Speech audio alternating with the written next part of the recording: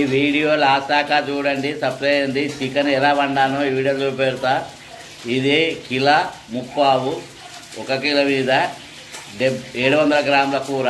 Stove అంటు పెట్టినాము, stove పైన మట్టి కంతు పెట్టినాము. అందులో ఒక 4 చెంచాల నూనె పోసుకున్నాం. ఉల్లిగడ్డలు, పచ్చిమిర్చి, లవంగాలు, యాలకులు, బిర్యానీ ఆకు, మిరియాలు,